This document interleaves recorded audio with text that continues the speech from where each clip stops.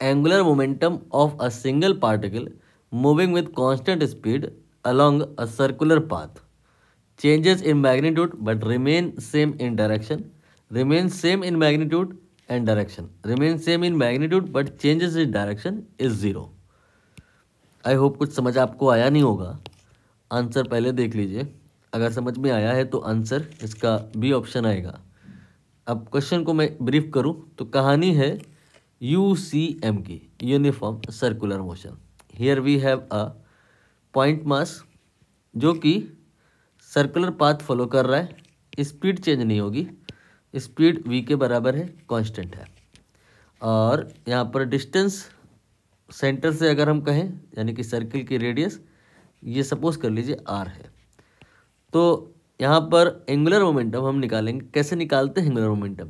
अगर हम angular momentum को दो पार्ट में डिवाइड करें, एक मैग्नीट्यूड पार्ट और दूसरा डायरेक्शन पार्ट, तो जो मैग्नीट्यूड पार्ट होता है वो कैसे निकाला जाता है, उसका क्या फॉर्मूला होता है?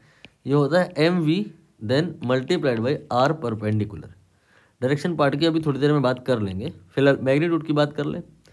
तो अभी ये जो आपका पॉइंट मास है ए पॉइंट पे, यहाँ पे इसका m है, v है और r perpendicular. What is that?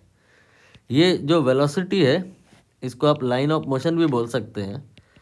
इसको आप एक्सटेंड कर लीजिए और जिस पॉइंट के अबाउट बात हो रही है, सेंटर के अबाउट बात हो रही है, उस पॉइंट से इसके लाइन ऑफ मोशन पे परपेंडिकुलर ड्रॉप कराइए। ये रेडियस के ही तो बराबर है, तो यहाँ पर ये आ गया mvr। अब देखना ये है क्या ये आगे जाकर के चेंज हो जाएगा? तो पार्टिकल मान लेते हैं 90 डिग्री रोटेट कर गया और पॉइंट बी पे आ गया। अब इसका वेलोसिटी का डायरेक्शन तो चेंज हो गया है, हमें देखना है एंगुलर मोमेंटम का मैग्नीट्यूड चेंज हो जाएगा क्या? स्पीड तो चेंज नहीं हुआ है। तो यहाँ पर अब जब आप इस फॉर्मूले को दोबारा से लगाओगे तो m तो m रहेगा, v तो v रहेगा, बस r परपेंडिकुलर पे डाउट है तो सोच लो क्या होता है r परपेंडिकुलर। जो वेलोसिटी होता है उसी को हम आगे पीछे बढ़ा लेते हैं, इसी लाइन पे हम सेंटर से परपेंडिकुलर ड्रॉप कराते हैं। अगेन वी कैन रियलाइज ये तो रेडियस ही आए, mvr अभी भी आएगा। तो यू कैन से कि यूसीएम के केस में एंगुलर मोमेंटम mvr के बराबर होता है और वो चेंज नहीं होता है। अब बात आएगी डायरेक्शन की। तो डायरेक्शन कैसे निकालते हैं?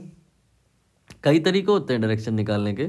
आप यहाँ पर डायरेक्शन निकालने के लिए r क्रॉस p वाला फार्मूला भी ले सकते हैं, या आप ओमेगा की जो डायरेक्शन होती है कह सकते हैं कि वही डायरेक्शन होगी किसकी? एंगुलर मोमेंटम की। मतलब अगर ऐसा होता इन केस कि ये पार्टिकल कांस्टेंट स्पीड से ऐसे घूमता एक चक्कर और अगला चक्कर ये ऐसे लगाता, तो एंगुलर मोमेंटम की डायरेक्शन चेंज होती। But sense of rotation not going to change, so angular momentum की डायरेक्शन कांस्टेंट होगी और उसे आप यहाँ पे कह सकते हो एंटी क्लॉकवाइज।